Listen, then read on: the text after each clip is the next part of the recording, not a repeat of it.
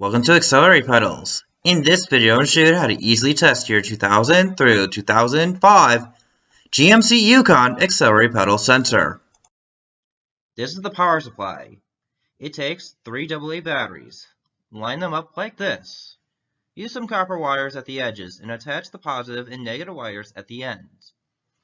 Verify that you will have about 4.5 volts coming out. That is close enough for testing to the 5-volt system in your car. Before testing your pedal, we need to cover a few things.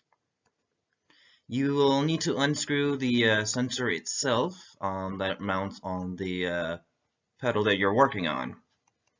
This can be done with a tamper-proof Torx T20 or a 6-star that is T20 sized. After being undone, you're going to use a flathead screwdriver to test the voltage by twisting it towards or away from you. There are 2 wire types that exist for this part. There's a 6-wire plug and a 9-wire plug, and both will be tested in this video. After unscrewing the sensor and setting up the power supply, you're going to also need a multimeter set to 20 volts just like this. You're going to connect the negative from the multimeter to this bottom right pin like this. You connect the negative from the battery to the top right pin just like this, and then you connect the positive from both the battery and the multimeter to the second to the right top pin. After doing this, it should be reading about 3.4 volts in the idle position, and this is an approximate. And then as you twist the flathead screwdriver, it should actually stop at about 0 volts exactly. And just like in all the other videos I have said, you are checking for spikes and glitches during these tests.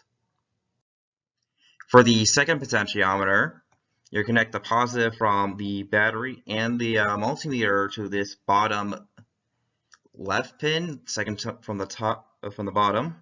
And connect the negative from the battery to this middle pin, and the negative from the multimeter to this bottom second to the right pin. After doing this, it should be reading again at about 3.4 volts. And it should, after you twist it in, it should be reading about 0 volts again.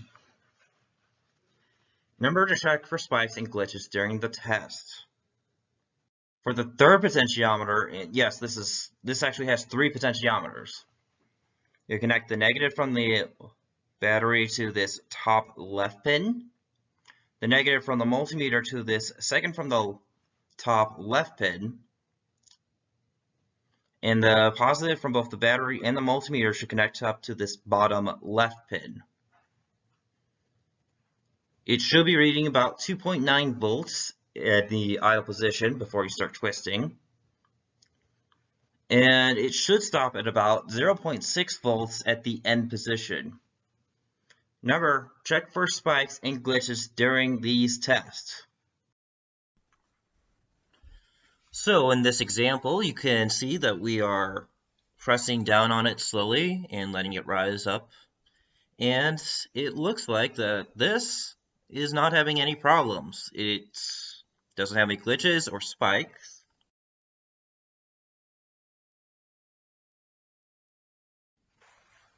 If your pedal has a spike or glitch, time to replace it. Our website shows when we have them in stock.